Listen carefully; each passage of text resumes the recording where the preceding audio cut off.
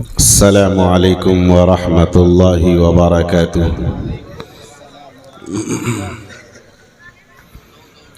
الحمد للہ رب العالمین، والصلاة والسلام علی سید المرسلین، اما بعد، اعوذ باللہ من الشیطان الرجیم، بسم اللہ الرحمن الرحیم۔ ان هذا القرآن يهدي للتي هي اقوم، فقد قال النبي صلى الله عليه وسلم: تبرك بالقرآن فإنه كلام الله، او كما قال النبي صلى الله عليه وسلم۔ سب سے پہلے درود پاک کا ہدیہ نشاور کرے، پڑھیں اللہم صلی علی محمد وعلی آل محمد کما صلیت علی ابراہیم وعلی آل ابراہیم انک حمید مجید۔ اللہم بارک علی محمد وعلی آل محمد کما بارکت علی ابراہیم وعلی آل ابراہیم انک حمید مجید۔ انوار سرمدی کا مکمل نزول ہو، انوار سرمدی کا مکمل نزول ہو، دامن میں میرے گلشن مدحت کا پھول ہو، دامن میں میرے گلشن مدحت کا پھول ہو۔ میں بھی رسول پاک کی امت کا فرد ہوں، میں بھی رسول پاک کی امت کا فرد ہوں۔ پہلے میرا سلام محبت قبول ہو۔ السلام علیکم ورحمۃ اللہ وبرکاتہ۔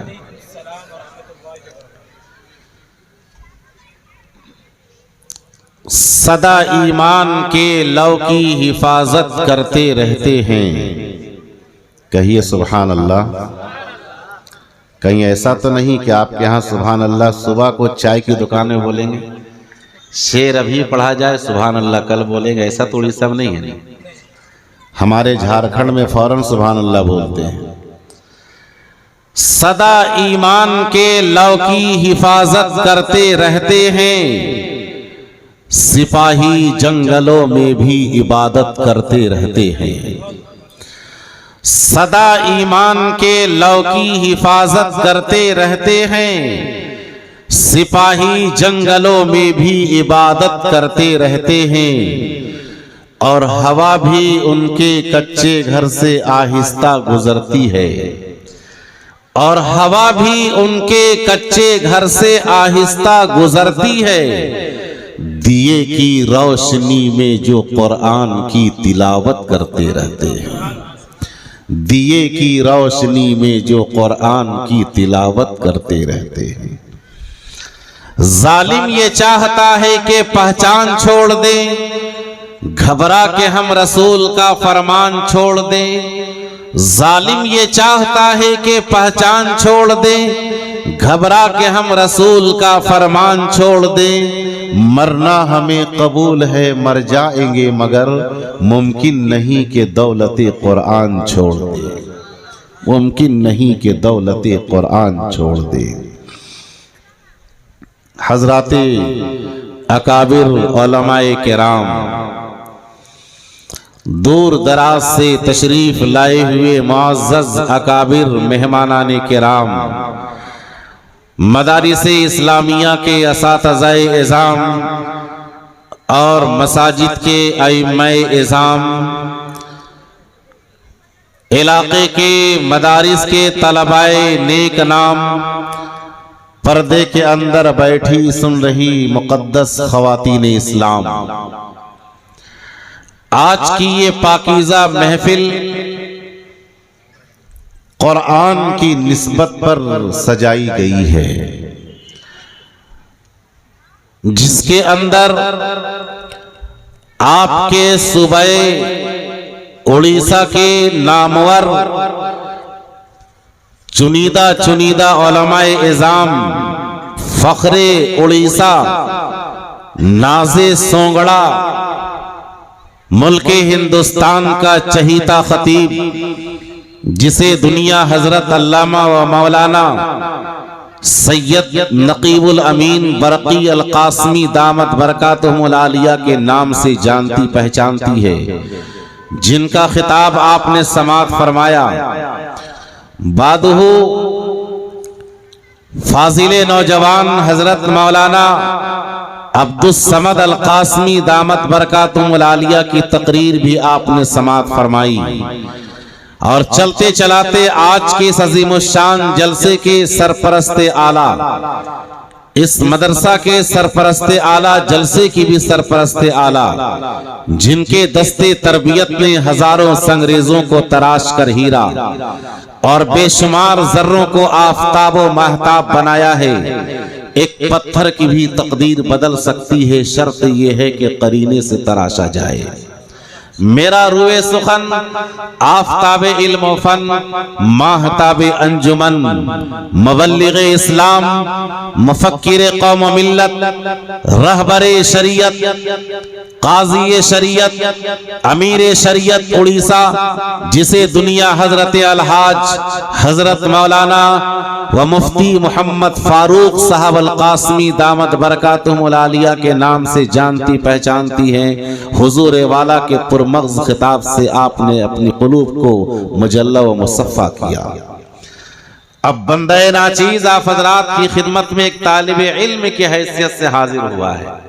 ہمارے درمیان وقت کے اکابر علماء کرام کا بیان ہو چکا، اب میں کیا بیان کروں؟ جہاں ہمارے استاد سے بڑھ کر جن کا مقام، میں نے صرف حضرت کا نام سنا تھا۔ آپ کے علاقے میں حضرت مفتی سید نقیب الامین صاحب برقی قاسمی دامت برکاتہم العالیہ ہمارے صوبہ جھارکھنڈ تشریف لاتے ہیں۔ حضرت کے ساتھ آج سے نہیں تقریباً 20 سال سے میرا پروگرام ہوا ہے۔ حضرت کی خطابت جہاں ہوتی ہے میری نقابت ہوتی ہے۔ نقابت جانتے ہیں؟ صحیح پوچھا جائے تو میں نقیب ہوں، لیکن آج اڑیسہ والوں نے مجھے خطیب بنایا ہے۔ ابھی ہمارے درمیان عتیق الرحمان صاحب تشریف رکھتے ہیں، ابھی اڑیسہ سے موٹر سائیکل جھارکھنڈ دھنباد گئے تھے۔ 29 تاریخ کو ایک عظیم الشان جلسہ تھا، جس جلسے میں بحیثیت میں نقیب تھا، اور جلسہ ختم ہونے کے بعد ہم دونوں ایک ہی بیڈ پر آرام بھی کیے۔ میری نظر اچانک ان پر پڑ گئی، جناب تشریف لائے ہوئے کیمرہ کے ساتھ آئے ہوئے ہیں۔ اللہ اکبر، یہ تو آپ نے بہت ناانصافی کی، لگتا نظرانہ نہیں ملنے والا تھا۔ کوئی بات نہیں، آر کے میڈیا جو ہمارے جھارکھنڈ جاتے ہیں، جو آپ کے علاقے میں مشہور ہے۔ حضرات اب آئیے میں بھی چلتے چلاتے آپ حضرات کے سامنے کچھ لب کشائی کروں،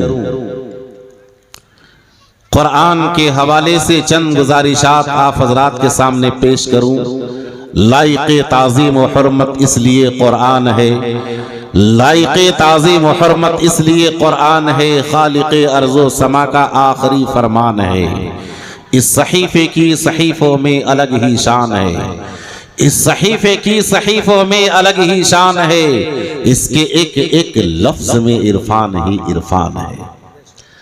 قرآن کریم اللہ تبارک و تعالیٰ کی وہ نازل کردہ کتاب کہ جس کے جھٹکے آج بھی تیزی کے ساتھ محسوس کیے جا رہے ہیں، یہ وہ برق تپا ہے کہ جو آج بھی خرمن کفر کو جلا کر راکھ کر سکتی ہے، یہ وہ انقلاب آفری کتاب جس کے جھٹکے آج بھی تیزی کے ساتھ محسوس کیے جا رہے ہیں، جس نے عرب جیسی شقی بدبخت اور ضدی قوم کے دلوں کو چند دنوں میں اس طرح پلٹ کر کے رکھ دیا کہ وہ قوم جو مذہب اسلام کا مذاق اڑاتی تھی، وہ قوم جو قرآن کا استہزاء کرتی تھی، یتیم عبداللہ، جگر گوشہ آمنہ، احمد مجتبی حضرت محمد مصطفیٰ صلی اللہ علیہ وسلم کو کبھی شاعر، کبھی مجنوں، کبھی پاگل، کبھی دیوانہ جیسے برے القاب سے پکارتی تھی،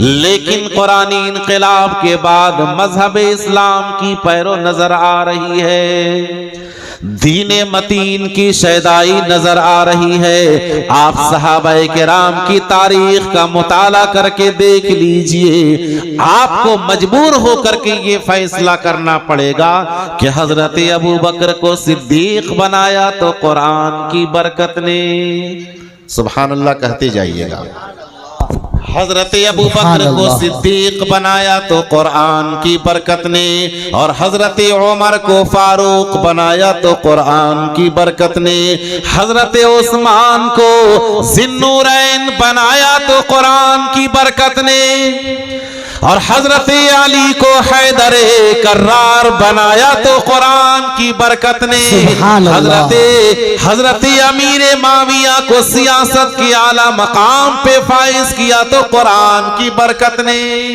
اور حضرت زبیر کو زہد و تقوی کا اعلیٰ معیار عطا کیا تو قرآن کی برکت نے۔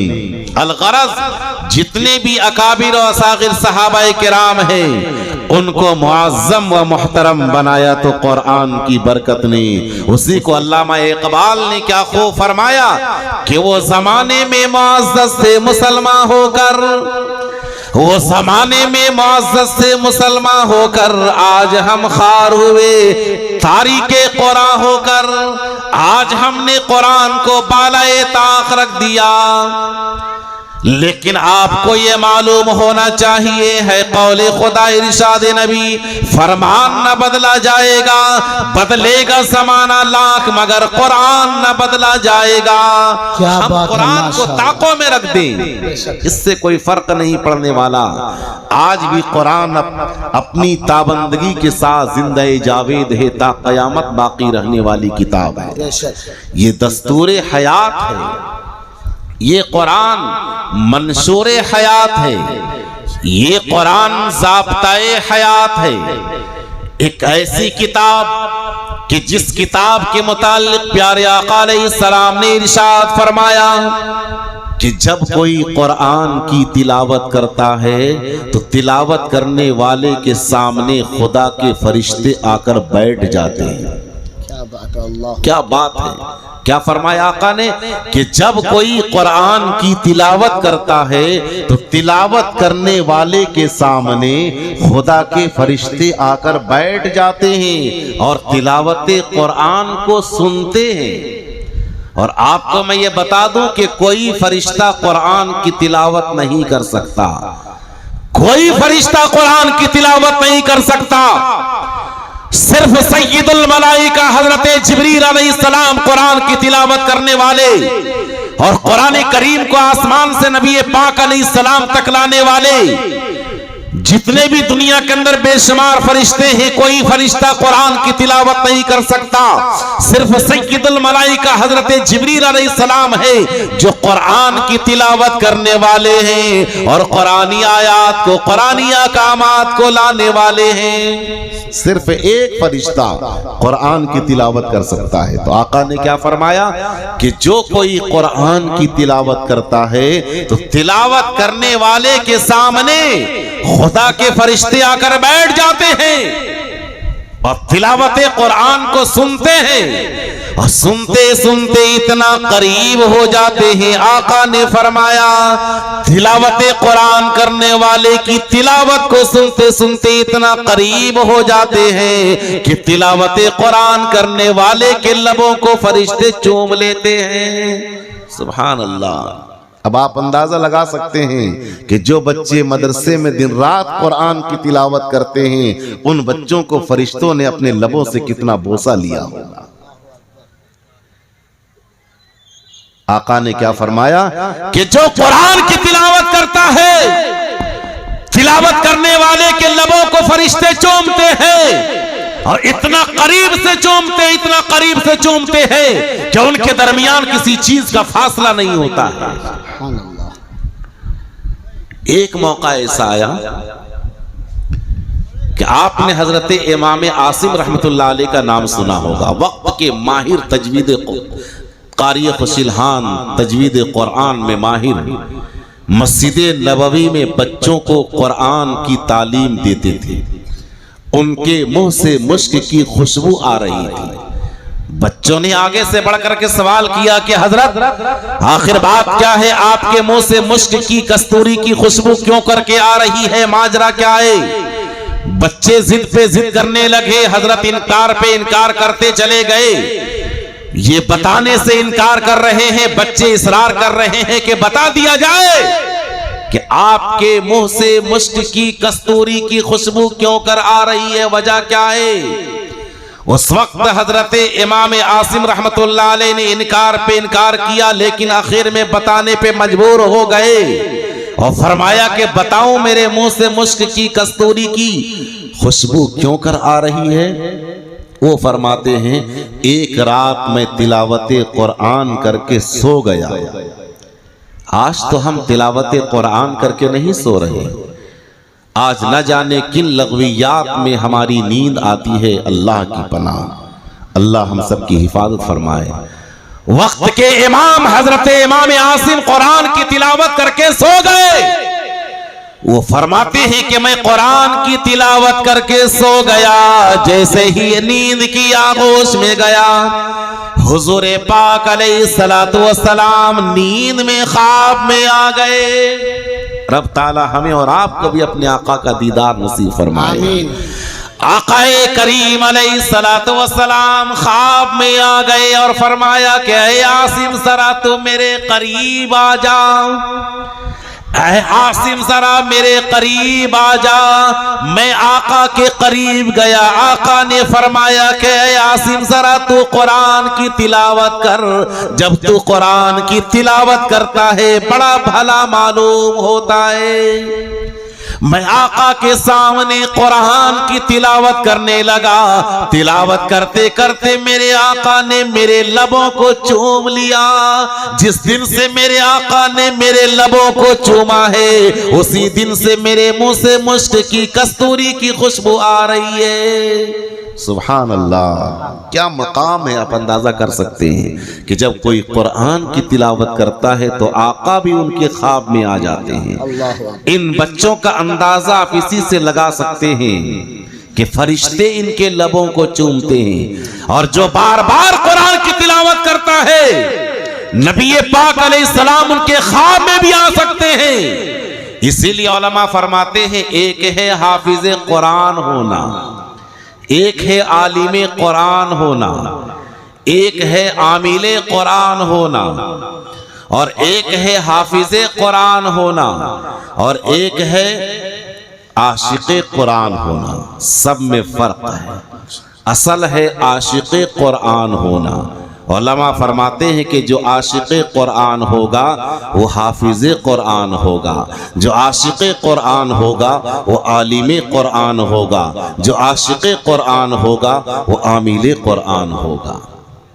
اس لیے ہم قرآن سے عشق کریں، قرآن سے محبت کریں۔ آج ہم نے قرآن کو بالائے طاق رکھ دیا، آج یہی وجہ ہے کہ قرآن کو دریا میں ڈالا جا رہا ہے، آج قرآن کو نظر آتش کیا جا رہا ہے۔ لیکن میں آپ کو یہ بتا دینا چاہتا ہوں کہ بجھ نہیں سکتا کسی آندھی سے قرآن کا چراغ، بجھ نہیں سکتا کسی آندھی سے قرآن کا چراغ۔ آندھیوں خود آزما لو، سامنے میدان ہے۔ دنیا کی کوئی طاقت قرآن کو اور حافظ قرآن کو نہیں مٹا سکتی ہے، اس لیے کہ میرے آقا کا فرمان ہے، میرے خدا کا فرمان ہے کہ قرآن زندہ جاوید کتاب ہے، اور قیامت تک قرآن کی تلاوت کی جائے گی، اور قیامت تک قرآن محفوظ رہے گا۔ آپ چلے جا، میں آپ کو لے چلتا ہوں دہلی کی سرزمین، چاندنی چوک ہے دہلی کی سرزمین نے، کہ عیسائی پادری نے اعلان کیا کہ ہے کوئی کہ جو قرآن کو لے کر کے آئے، میں انجیل کو لے کر کے آتا ہوں۔ قرآن کی حقانیت دیکھیے، کتنی عظیم کتاب ہے قرآن مقدس۔ ایک عیسائی پادری نے اعلان کیا کہ ہے کوئی کہ جو قرآن کو لے کر کے آئے میں انجیل کو لے کر کے آتا ہوں، ہے کوئی جو قرآن کو آگ میں ڈالے میں انجیل کو آگ میں ڈالتا ہوں۔ کیا کہا؟ عیسائی پادری نے کہا کہ ہے کوئی کہ جو قرآن کو لے کر کے آئے میں انجیل کو لے کر کے آتا ہوں، ہے کوئی جو قرآن کو آگ میں ڈالے میں انجیل کو آگ میں ڈالتا ہوں۔ لاکھوں کا مجمع جمع ہو گیا، اب بات سمجھ میں نہیں آ رہی ہے کہ کیا کیا جائے، وہاں اسلام اور کفر کی جنگ کی بات آ گئی۔ اب کیا ہوگا؟ وقت کے محدث وقت حضرت شاہ عبدالعزیز نور اللہ مرقدہ میدان میں آ گئے، وقت کے محدث اعظم میدان میں آ گئے اور فرمایا کہ نہ تو قرآن کو نہ تو انجیل کو آگ میں ڈالو، نہ میں قرآن کو آگ میں ڈالتا ہوں۔ کیا کہا؟ اللہ والے تھے، نگاہ بصیرت سے انہوں نے بھانپ لیا کہ یہ مردود کیمیکل مسالہ لگایا ہوا ہے انجیل کے اندر۔ انہوں نے کیا فرمایا؟ نہ تم انجیل کو آگ میں ڈالو نہ میں قرآن کو آگ میں ڈالتا ہوں، نہ تم انجیل کو آگ میں ڈالو نہ میں قرآن کو آگ میں ڈالتا ہوں۔ تیرا ایمان انجیل پر ہے، تم انجیل کو سینے میں دبا لو، اور میرا ایمان قرآن پر ہے، میں قرآن کو سینے میں دبا لیتا ہوں، اور چلو دونوں چل کر کے کود جاتے ہیں۔ جو بچ جائے گا اس کا دین حق ہے، اور جو جل جائے گا اس کا دین باطل ہے۔ عیسائی پادری کو معلوم تھا کہ میں نے تو انجیل میں کیمیکل مسالہ لگایا ہوا ہے، ایسا کیمیکل مسالہ کہ اگر آگ میں ڈال دیا جائے تو کتاب بچ جائے گی۔ انہوں نے فرمایا کہ نہ تم انجیل کو آگ میں ڈالو نہ میں قرآن کو آگ میں ڈالتا ہوں، تیرا ایمان انجیل پر ہے، تم انجیل کو سینے میں دبا لو، میرا ایمان قرآن پر ہے، میں قرآن کو سینے میں دبا لیتا ہوں، اور چلو دونوں چل کر کے کود جاتے ہیں۔ عیسائی سمجھ گیا کہ میں جاؤں گا تو میری کتاب تو بچ جائے گی، اس لیے اس کے اندر کیمیکل مسالہ لگایا ہوا ہے، لیکن میں جل جاؤں گا۔ وہ جانے سے انکار کر دیا، لیکن کتابوں کے اندر آتا ہے کہ حضرت شاہ عبدالعزیز نور اللہ مرقدہ اس آگ کے قریب گئے، سینے میں قرآن کو دبا لیا اور اس آگ کے قریب گئے۔ جب اس آگ کے قریب گئے، وہ فرماتے ہیں کہ جب میں اس آگ کے قریب گیا اس آگ سے مجھے جنت کی خوشبو، اللہ اکبر، آگ سے جنت کی خوشبو آ رہی تھی۔ آج بھی ہو گر ابراہیم سا ایما پیدا، آج بھی ہو گر ابراہیم سا ایما پیدا، آگ کر سکتی ہے انداز گلستہ پیدا۔ بزرگوں دوستو، یہ قرآن کی حقانیت، اسی لیے علماء فرماتے ہیں کہ جو قرآن کو سینے میں بیٹھا لے، قرآنی تقاضے پر عمل کر لے، اللہ کا قرآن کہتا ہے ان ھذا القرآن یہدی للتی ہی اقوم، کہ قرآن انسان کو بلند و بالا مقام پہ فائز کر دیتا ہے۔ حضرت بلال کا کیا مقام تھا؟ کون بلال؟ کالا بلال۔ کون بلال؟ جسے مکے مدینے میں کوئی پوچھنے والا نہیں تھا۔ کون بلال؟ کہ جس بلال نے جب قرآن کو سینے سے لگایا اور نبی پاک علیہ السلام سے محبت کیا ہے تو فتح مکہ کا موقع آیا، حضور اکرم علیہ السلام نے ارشاد فرمایا کہ بلال کعبے کے چھت پر چڑھ کر کے اذان کے کلمات بلند کر دے۔ حضرت بلال حبشی اپنی جوتی کو اتارنے لگے، اپنی جوتی کو اتارنے لگے۔ اس وقت آقا نے فرمایا کہ بلال اپنی جوتی کو مت اتار، جوتی سمیت کعبے کی چھت پر چڑھ جا، تاکہ دنیا والوں کو یہ معلوم ہو جائے کہ قرآن کو سینے سے لگا لیتا ہے، قرآنی تقاضے پر عمل کر لیتا ہے، اس انسان کا مقام خانہ کعبہ سے بھی زیادہ ہو جاتا ہے۔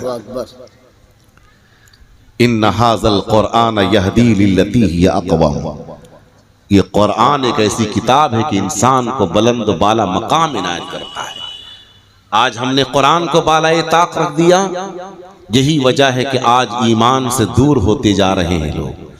آج قوم کی بیٹیاں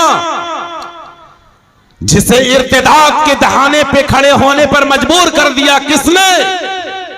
قرآنی تعلیمات سے دور ہونے کی وجہ سے۔ آج اگر قوم کی بیٹیاں قرآنی تعلیمات سے بہرہور ہوتی، آج قوم کی بیٹیاں تعلیمی قرآن سے منسلک ہو جاتی تو ان کے ایمان کو کوئی چھین نہیں سکتا۔ آج قوم کی بیٹیاں ارتداد کا شکار ہو کر کے آج نہ جانے کیسے کیسے دہانے پہ قدم رکھ رہی ہیں۔ ان بیٹیوں کو کون بتائے گا قرآن کی حقانیت؟ اس لیے قرآن سے اپنا رشتہ مضبوط کیا جائے، قرآن سے سچی پکی محبت کی جائے۔ جب قرآن سے ہمارا رشتہ مضبوط ہوگا تو دنیا کی کوئی طاقت آپ کے سینے سے ایمان کو نہیں نکال سکتی ہے۔ آپ نے حضرت عبداللہ حذافہ کا نام سنا ہوگا، حضرت حذافہ سہمی رضی اللہ تعالیٰ جو ملک عرب میں حسین صحابی میں جن کا شمار ہوتا ہے، جب وہ گرفتار ہو کر کے آئے تو بادشاہ وقت نے کہا کہ حذافہ تو گرفتار ہو کر کے آ گیا ہے، اب کان کھول کر کے سن لے، تو اپنے ایمان سے پھر جا، قرآن سے پھر جا، ورنہ میں تیری وہ حالت کروں گا کہ صنم بھی پکارے گا ہری ہری۔ حضرت حذافہ سہمی نے فرمایا فقضی ما انت قاض، تیری جو مرضی آئے کر لے، مجھے کچھ پرواہ نہیں، تیری جو مرضی آئے کر لے، مجھے کچھ پرواہ نہیں۔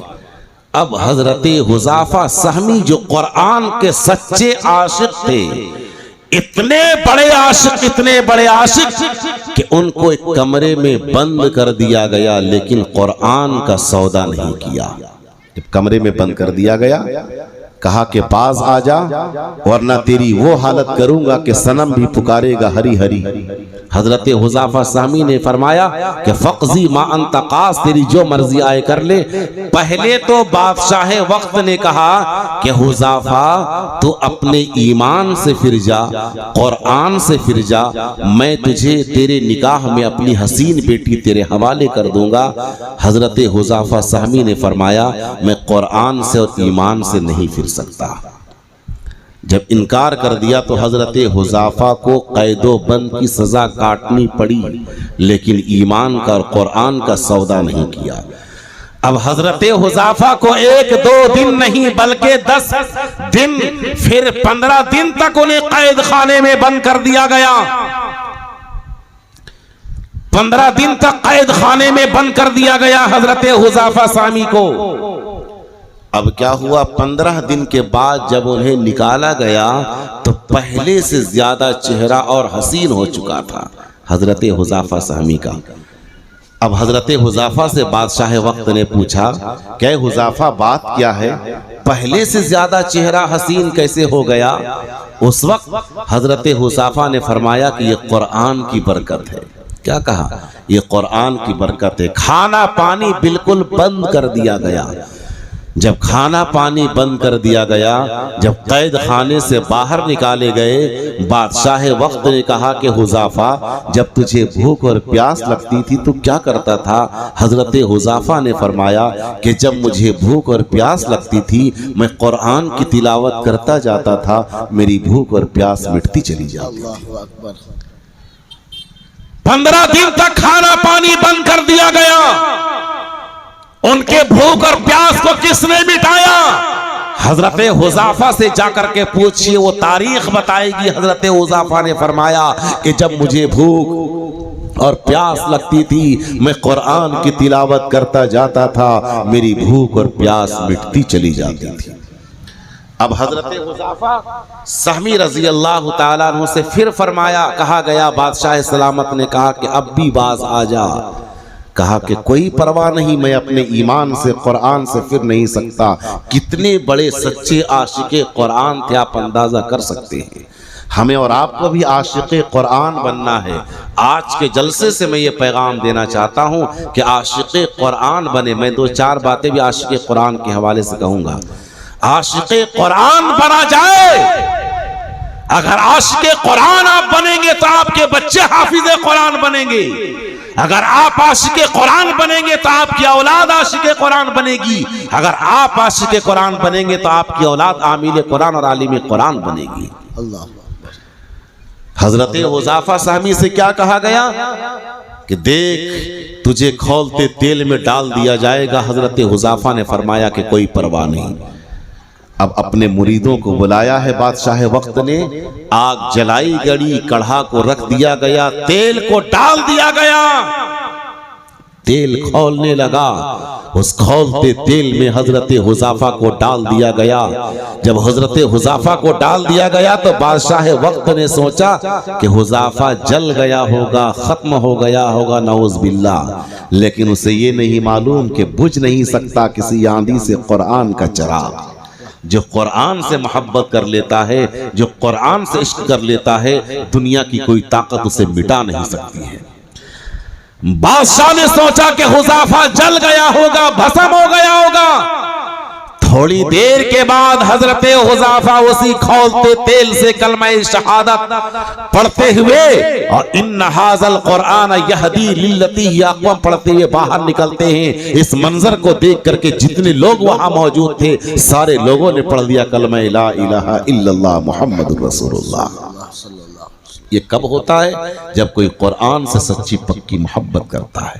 تو میں یہ پیغام دینا چاہتا ہوں کہ قرآن سے عشق کیا جائے. میں اپنی قوم کی بیٹیوں کو, ماں بہنوں کو گزارش کروں گا کہ آپ قرآن کی تلاوت کریں صبح و شام. اپنی اولاد کو قرآن سے رشتہ مضبوط کرنے کی دعوت دے. آج ہماری بیٹیوں کا, بہنوں کا, ماؤں کا کیا حال ہے؟ بغیر وضو کے دودھ پلاتی ہیں, اپنے پیٹ میں جو لقمہ ڈالتی ہیں حرام لقمہ ڈالتی ہیں. ایک وقت تھا کہ حضرت ٹیپو سلطان جب جنگل کو گئے, سامنے سے شیر آیا. حضرت ٹیپو سلطان جنگل کو گئے, سامنے سے شیر آیا. جب سامنے سے شیر آیا, ان کے ساتھ ان کے انگریز افسر بھی موجود تھا, ریوالور تان لیا. ٹیپو سلطان نے کہا کہ میرے رہتے ہوئے ریوالور سے, پستول سے حملہ کیا جائے گا, یہ نہیں ہو سکتا. حضرت ٹیپو سلطان ہاتھی سے کود پڑے اور شیر سے مقابلہ کرنے لگے. مقابلہ کرتے کرتے کافی رد و قد کے بعد شیر کے 2 ٹکڑے کر دیا. جب شیر کے 2 ٹکڑے کر دیا, ان کے والد حضرت حیدر علی سارا ماجرا دیکھ رہے تھے. وہ دوڑے دوڑے گھر آئے اور اپنی بیوی حضرت فاطمہ بیگم یعنی ٹیپو سلطان کی امی جان حضرت فاطمہ بیگم سے کہا کہ آج تو تیرے میرے بیٹے نے کمال کر دیا, آج تو تیرے میرے بیٹے نے کمال کر دیا. کیا کمال کر دیا؟ کمال یہ کر دیا کہ آج تو بیٹے نے, ٹیپو سلطان نے شیر کے 2 ٹکڑے کر دیا. اس وقت فاطمہ بیگم امی جان نے کہا اس میں میرے بیٹے کا کوئی کمال نہیں ہے, اس میں میرا کمال ہے. اللہ اکبر. ایک ماں کہتی ہے, سنو میری ماں بہنوں, میں آپ کو یہ پیغام دینا چاہتا ہوں. ماں کہتی ہے کہ اس میں میرے بیٹے کا کوئی کمال نہیں ہے, اس میں میرا کمال ہے. اور میرا کمال یہ ہے کہ میں نے آج تک اپنے بیٹے کو بغیر وضو کے دودھ نہیں پلایا. اللہ اکبر. جب ماں وضو کر کے دودھ پلاتی تھی تو بیٹا ٹیپو سلطان پیدا ہوتا تھا. جب ماں وضو کر کے دودھ پلاتی تھی تو بیٹا غوث اعظم پیدا ہوتا تھا. جب ماں وضو کر کے دودھ پلاتی تھی تو بیٹا خواجہ اجمیری جنم لیتے تھے. جب ماں وضو کر کے دودھ پلاتی تھی تو بیٹا حسین شہید کربلا پیدا ہوتے تھے. جب ماں وضو کر کے دودھ پلاتی تھی تو بیٹا حکیم الاسلام جنم لیتا تھا. جب ماں وضو کر کے دودھ پلاتی تھی تو بیٹا شیخ الاسلام جنم لیتا تھا. آج کی ماؤں نے وضو کر کے دودھ پلانا بچوں کو چھوڑ دیا تو ہمارا بیٹا کیسا ہو رہا ہے ہم سب کی نگاہوں کے سامنے. وہی ٹیپو سلطان جب شہر میسور سری رنگا پٹنم کی تاریخی جامع مسجد کی بنیاد ڈالی جانے لگی, پورے اطراف و افناف میں اعلان ہو گیا کہ جامع مسجد کی پہلی اینٹ, بنیاد کی پہلی اینٹ وہی رکھے گا جس کی تہجد کی کبھی نماز قضا نہ ہوئی ہو. کیا بات ہے بزرگو دوستو. ٹیپو سلطان نے اعلان کر دیا کہ جامع مسجد سری رنگا پٹنم میسور کی تاریخی جامع مسجد کی پہلی اینٹ بنیاد وہی رکھے گا کہ جس کی تہجد کی کبھی نماز قضا نہ ہوئی ہو. وقت کے بڑے بڑے علماء کرام آئے لیکن سبوں کی تہجد کی نماز قضا تھی. کوئی آگے بڑھنے کو تیار نہیں۔ حضرت ٹیپو سلطان اخیر میں آئے اور فرمایا کہ آج میرا راز ظاہر ہو رہا ہے، جب سے میں نے ہوش سنبھالا ہے اس دن سے لے کر آج تک میری تہجد کی کبھی نماز قضا نہیں۔ اللہ اکبر۔ یہ کب ہوتا ہے؟ جب ماں دیندار ہوتی ہے تو بیٹا تہجد جنم لیتا ہے، جب ماں دیندار ہوتی ہے تو بیٹا وقت کا ولی کامل پیدا ہوتا ہے۔ اللہ اکبر۔ بزرگوں دوستو، لہٰذا ہم اپنی ماں بہنوں پر کڑی نگرانی کریں کہ ان کا وقت کن چیزوں میں ضائع ہو رہا ہے، ان کا وقت کن چیزوں میں ضائع ہو رہا ہے۔ ہم اپنی اولاد کو عاشق قرآن بنائیں۔ کیسا عاشق قرآن؟ آئیے میں آپ کو اس کے قرآن کے حوالے سے دو باتیں کہوں۔ آپ نے نام سنا ہوگا حضرت سیدنا صدیق اکبر رضی اللہ تعالیٰ عنہ کا۔ اتنے بڑے عاشق رسول، اتنے بڑے عاشق رسول کہ حضور پاک علیہ السلام نے بھی چندہ ہو رہا تھا، کیا فرمایا آقا نے کہ جو تم اعلان کیا کہ جمع کر دو اللہ کے راستے میں، سارے صحابہ اپنے اپنے مال کو لے کر کے پیش کر دیا۔ آخر میں سیدنا صدیق اکبر، آپ نے سنا ہوگا یہاں تک سیدنا صدیق اکبر نے بھی کہا کہ یا رسول اللہ، جو کچھ میرے گھر میں تھا سب لے کر کے آ گیا، صرف اللہ اس کے رسول کا نام اپنے گھر میں چھوڑ آیا۔ یہاں تک تو آپ نے سنا ہوگا۔ آگے میں بتاؤں، اتنے بڑے عاشق رسول تھے، اتنے بڑے عاشق رسول تھے، پھر وہ دوبارہ گھر گئے، ساری دولت کو اللہ کے راہ میں قربان کر دیا۔ جب اسلام کے اندر داخل ہوتے ہیں تو 40,000 دینار و درہم تھے ان کے پاس، اور جب ہجرت کی رات ہجرت کرنے لگے ان کے پاس 5,000 دینار تھے، اور جب دنیا سے جانے لگے اپنی بیٹی اماں عائشہ رضی اللہ عنہا سے فرمایا کہ بیٹی عائشہ، جب میں دنیا سے چلا جاؤں تو مجھے پرانے کپڑے میں کفن دینا، نئے کپڑے میں کفن نہ دینا۔ اس وقت بیٹی عائشہ نے فرمایا کہ او میرے ابا حضور، آپ ایسی بات کیوں کرتے ہیں؟ آپ نے پوری زندگی غریبوں کا خیال کیا ہے، آپ جاتے جاتے کیوں پرانا کپڑا پہن کر جانا چاہتے ہیں؟ اس وقت سیدنا صدیق اکبر نے فرمایا میری بیٹی عائشہ، میں چاہتا ہوں کہ پرانے کپڑے میں دنیا سے جاؤں، نیا کپڑا کسی غریب کے کام آ جائے۔ اللہ اکبر۔ نیا کپڑا کسی غریب کے کام آ جائے۔ آگے کیا فرمایا؟ حضور اکرم علیہ السلام نے فرمایا کہ جس کے پاس جو ہے لا کر جمع کر دو۔ سب جمع کرتے گئے، سیدنا صدیق اکبر نے بھی جمع کر دیا۔ یہاں تک تو آپ نے سنا ہوگا سیدنا صدیق اکبر پھر اپنے گھر آئے اور دیوار میں ہاتھ پھیرنے لگے، اپنے دستے مبارک کو دیوار میں پھیرنے لگے۔ اس وقت بیٹی حضرت عائشہ صدیقہ رضی اللہ تعالیٰ عنہ نے فرمایا کہ میرے ابا حضور، آپ اپنے دستے مبارک کو دیوار میں کیوں پھیر رہے ہیں؟ ماجرا کیا ہے؟ اس وقت سیدنا صدیق اکبر نے فرمایا کہ بیٹی عائشہ، میں نے دیوار میں ایک سوئی کو کھوس کر کے رکھا ہے، میں وہ سوئی تلاش کرتا ہوں تاکہ وہ سوئی مل جائے، نبی کے دربار میں پیش کر دوں، کسی مجاہد کے کپڑا سینے میں کام آ جائے۔ اللہ اکبر۔ اتنے بڑے عاشق تھے، عاشق رسول۔ اب عاشق قرآن کیسے تھے اور ہم کیسے عاشق قرآن ہیں؟ موازنہ کر لیجئے۔ اتنے بڑے عاشق قرآن تھے کہ جب ہمیشہ وہ قرآن کی تلاوت کرتے تھے۔ حضرت اماں عائشہ رضی اللہ تعالیٰ عنہ پر جب الزام آیا، وہ قرآن کی تلاوت کر رہے تھے، بیٹھے بیٹھے رو رہے تھے، قرآن پڑھ رہے تھے۔ اتنے بڑے عاشق رسول تھے۔ اور جب اذا جاء نصر اللہ کی سورت کا نزول ہوا، پورا مدینہ خوشی منا رہا تھا، پورا مدینہ خوشی منا رہا تھا فتح و نصرت کا، لیکن سیدنا صدیق اکبر آنکھوں سے آنسو بہا رہے تھے۔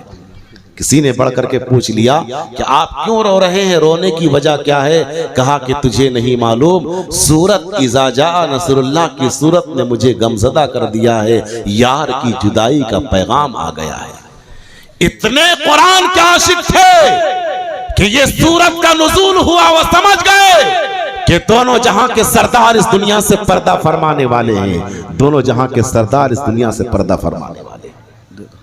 آپ نے حضرت امام اعظم ابو حنیفہ کا نام سنا ہوگا۔ انہیں امام اعظم کیوں کہا گیا معلوم؟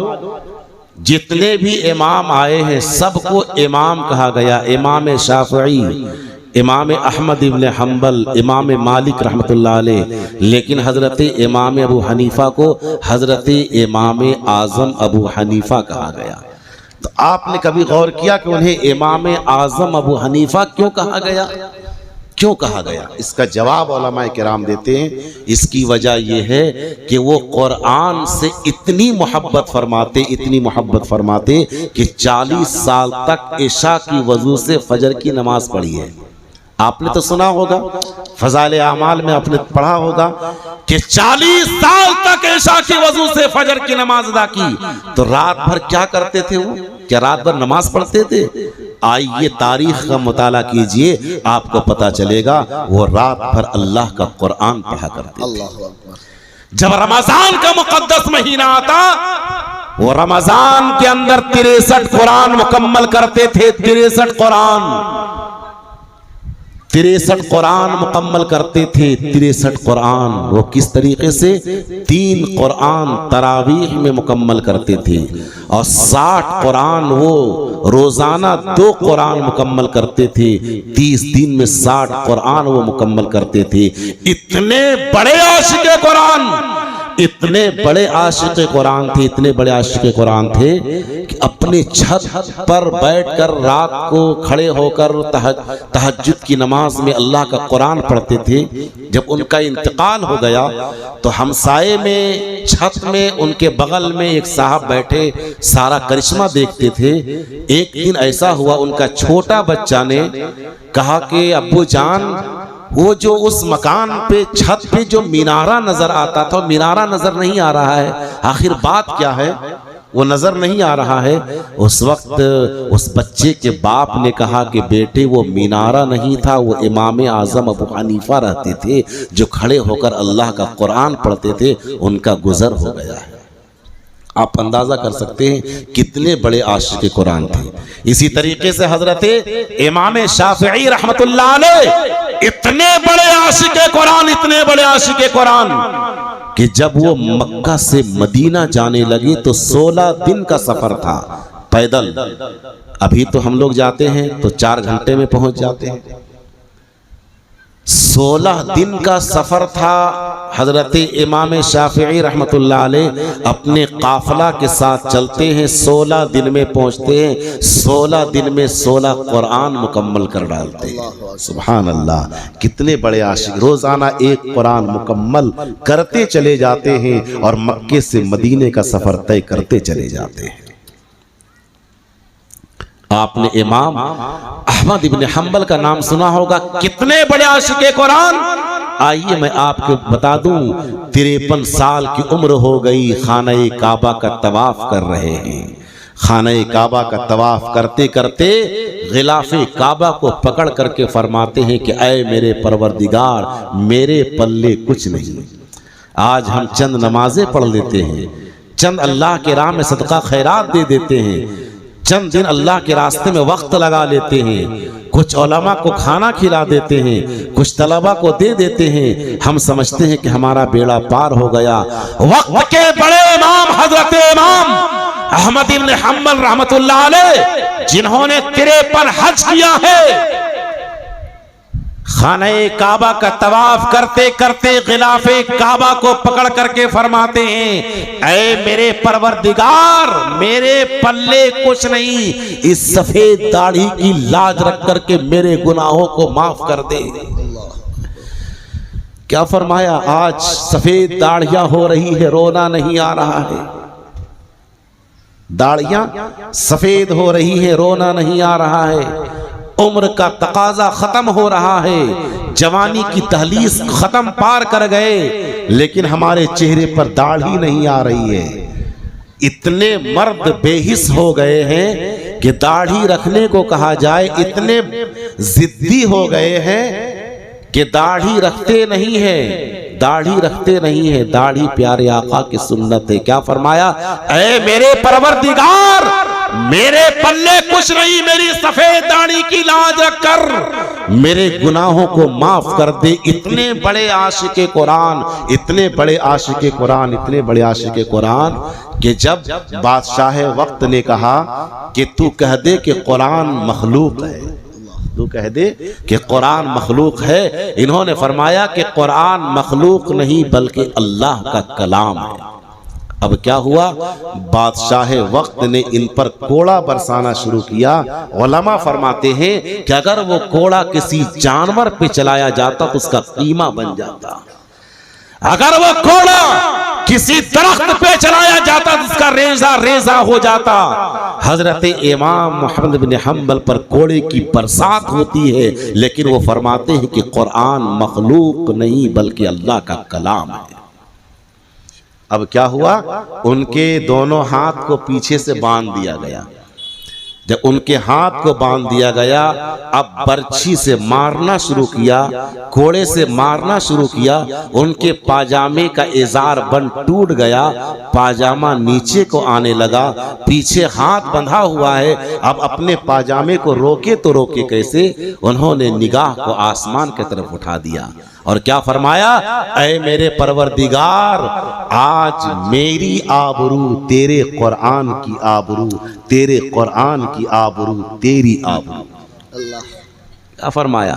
کیا ہے میرے پروردگار، قرآن تیرا کلام ہے، میرا یقین ہے، میرا ایمان ہے، اور وقت کا بادشاہ کہتا ہے کہ کہہ کہ قرآن مخلوق ہے۔ اگر میں قرآن کو مخلوق کہوں گا تو میرا ایمان ختم ہو جائے گا۔ اے میرے پروردگار، میرا ایمان ہے کہ قرآن تیرا کلام ہے۔ بادشاہ وقت نے کوڑے برسانا شروع کیا، ان کے پاجامے کا ازار بند ٹوٹ گیا، پاجامہ نیچے آنے لگا، ہاتھ کو اٹھا نہیں سکتے، اپنی نگاہ کو آسمان کی جانب اٹھا کر رب تعالیٰ کے دربار میں عرض کرتے ہیں کہ میرے پروردگار، آج میری آبرو بچا لے، اس لیے کہ میری آبرو تیری آبرو، تیری آبرو تیرے قرآن کی آبرو، تیرے قرآن کی آبرو تیری آبرو۔ کتابوں کے اندر آتا ہے کہ پیچھے سے ہاتھ نمودار ہوا، غیبی طور پر حضرت امام احمد بن حنبل رحمت اللہ علیہ کے بدن سے ہاتھ نکلا اور ان کے پاجامے کا جو ازار بند ٹوٹ گیا تھا، غیبی طور پر ہاتھ نکلا اور ان کے پاجامے کے ازار بند کو باندھ دیا گیا۔ اللہ اکبر، سبحان۔ یہ کب ہوتا ہے؟ جب کوئی عاشق قرآن ہوتا ہے۔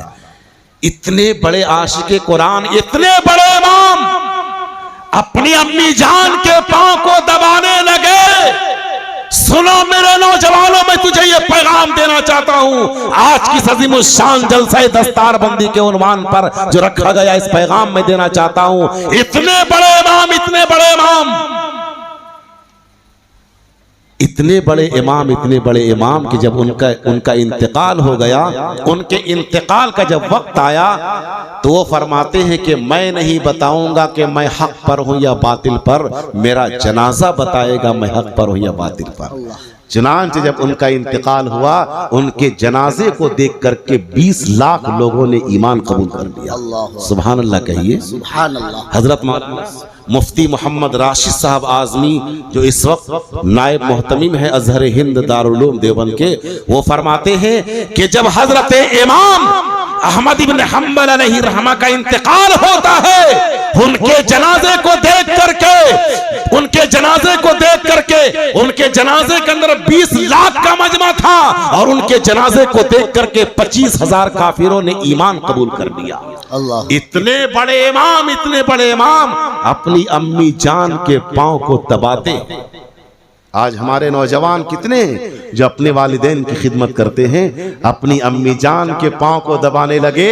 اس وقت حضرت امام احمد بن حنبل علیہ رحمہ کی امی جان نے کہا کہ بیٹا تو میرے پاؤں کو کیوں دباتا ہے؟ تجھے تو ساری دنیا امام مانتی ہے، تو میرے پاؤں کو کیوں دبا رہا ہے؟ اس وقت حضرت امام احمد بن حنبل علیہ رحمہ نے فرمایا کہ اے میری امی جان، میں تیرے پاؤں کو کیوں نہ دباؤں؟ جب میں تیرے پاؤں کو دباتا ہوں تو تیرے پاؤں کے نیچے مجھے محمد مصطفیٰ کی جنت نظر آتی ہے۔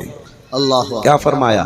کیا ہے میری امی جان، جب میں تیرے پاؤں کو دباتا ہوں تو تیرے پاؤں کے نیچے مجھے محمد مصطفیٰ کی جنت نظر آتی ہے. لہٰذا میرے نوجوانوں، آج کے عظیم الشان اجلاس سے میں یہ پیغام دینا چاہتا ہوں کہ اپنے والدین کی خدمت کریں، اپنے والدین کا احترام کریں، ان کے تقاضے کو پورا کریں، عاشق قرآن بنے، عاشق رسول بنے، ایسے عاشق رسول بنے کہ دنیا کہنے پر مجبور ہو جائے یہ دیکھو غلام مصطفیٰ آ رہا ہے، یہ دیکھو عاشق رسول آ رہا ہے، یہ دیکھو مصطفیٰ کا غلام آ رہا ہے.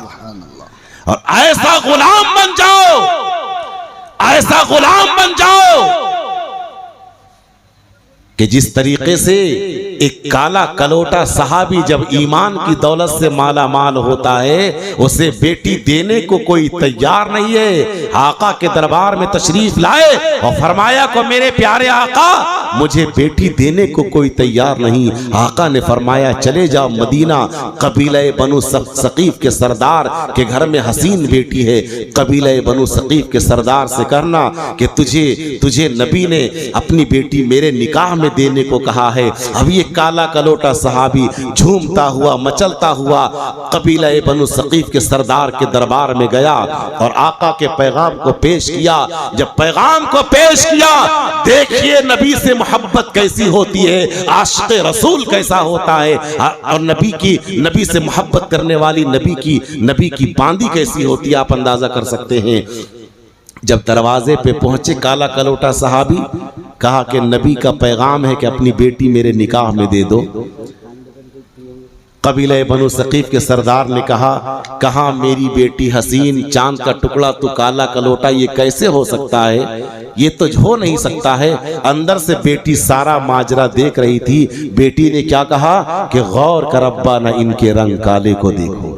کیا کہا کہ غور کر ابا نہ ان کے رنگ کالے کو دیکھو، میں تو کہتی ہوں کہ ان کے بھیجنے والے کو دیکھو. کیسی محبت تھی آقا سے، آپ اندازہ کر سکتے ہیں. ایک عورت کہتی ہے، وقت کی ایک حسین لڑکی کہتی ہے، کون؟ قبیلہ بنو ثقیف کے سردار کی بیٹی کہتی ہے اپنے ابو جان سے کہ غور کر ابا نہ ان کے رنگ کالے کو دیکھو، میں تو کہتی ہوں کہ ان کے بھیجنے والے کو دیکھو. میں نے مانا کہ یہ سیاہ حسن ماند ہیں، لیکن بھیجنے والے تو 14ویں کا چاند ہے، بھیجنے والے تو 14ویں کا چاند ہے. یہ ہے نبی کی محبت. تو میں یہ پیغام دینا چاہتا ہوں، آپ عاشق مصطفیٰ بنے، عاشق رسول بنے، آپ عاشق قرآن بنے. ایسے عاشق قرآن بن جائے، ایسے عاشق قرآن بن جائے کہ آپ کی تلاوت قرآن کو سن کر کے غیر بھی کہنے پر مجبور ہو جائے کہ اللہ کا قرآن پڑھ رہا ہے. اس طریقے سے حضرت عطا اللہ شاہ بخاری رحمت اللہ علیہ جب ایک گھر میں مہمان بنے، رات کو تہجد کے وقت اٹھ کر کے وہ باہر بغیچے میں بیٹھ کر کے ایک ٹیلے میں بیٹھ کر کے اللہ کا قرآن پڑھنے لگے. گھر والا اٹھا، دیکھا کہ مہمان نظر نہیں آ رہا ہے، کہاں گیا؟ باہر نکلتے ہیں تو کیا دیکھتے ہیں کہ حضرت عطا اللہ شاہ بخاری رحمت اللہ علیہ باہر بیٹھ کر کے اللہ کا قرآن پڑھ رہے ہیں، اور اسی کے سامنے اللہ کی مخلوق یعنی سانپ، زہریلا سانپ عطا اللہ شاہ بخاری کی تلاوت کو سن کر کے جھوم رہا ہے. جب وہ قرآن کی تلاوت کو بند کر دیا، سانپ وہاں سے نکل بنا. ایسے عاشق قرآن ہم اور آپ بنے. ہم عاشق قرآن بنے، حافظ قرآن سے محبت کریں، علماء دین سے محبت کریں، علماء دین کا اکرام کریں. میں آپ کو یہ بتا دینا چاہتا ہوں، حضور اکرم علیہ السلام نے ارشاد فرمایا کل قیامت کے دن ایک پڑلے میں شہید کے خون کو رکھ دیا جائے گا اور ایک پڑلے میں علماء کی قلم کی سیاہی کو رکھ دیا جائے گا. علماء کی قلم کی سیاہی والا پڑلہ جھک جائے گا. آپ اندازہ کر سکتے ہیں کتنا اونچا مقام ہے علماء کرام کا. اتنا اونچا مقام آقا نے فرمایا کہ جو کوئی عالم دین سے مصافحہ کرتا ہے سمجھو کہ اس نے حضور سے مصافحہ کیا. جس نے کسی عالم دین کو محبت کی نگاہ سے دیکھا اس نے حضور کو محبت کی نگاہ سے دیکھا. آپ مدارس سے محبت کریں، علماء کرام سے محبت کریں، حفاظ کرام سے محبت کریں، مدارس اسلامیہ کا خصوصی خیال رکھیں. رب تعالی ہمیں اور آپ کو قرآن سے سچی پکی محبت نصیب فرمائے. آمین. وآخر دعوانا ان الحمدللہ رب العالمین.